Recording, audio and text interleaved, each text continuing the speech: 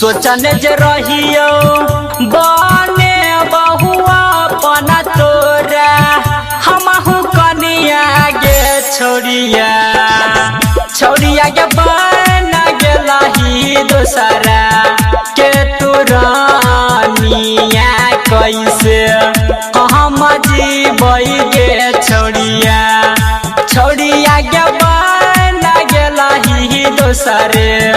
के तू रानिया कैसे के हम जीबै गे रानिया।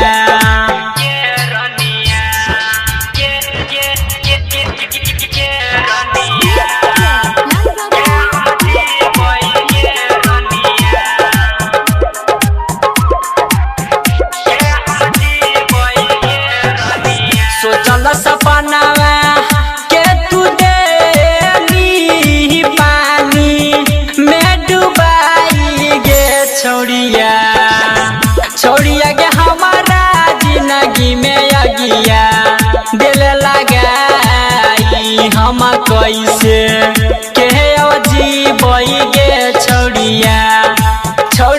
के बना गेलही दोसरे के तू रानिया कैसे के हम जीबै गे रानिया।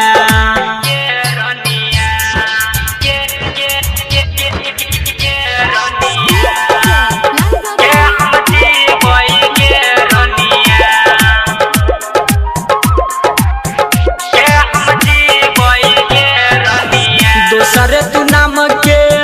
तू ले गे मेहदी सुनर चाई गे छोड़िया के रामन जी के सैया ले बनाई हम कैसे के सुन जीवो गे छोड़िया के किसन के तू दिल भूलाई हम कैसे के हम जीबै गे रानिया। सोचने जे रहियो बने बहुआ पना तोरा हमहु कनिया गे छोड़िया के बना गेलही दोसरा के तू रानिया कैसे हम जीबै गे छोड़िया के बना गेलही दोसरे के तू रानिया कैसे के हम जीबै।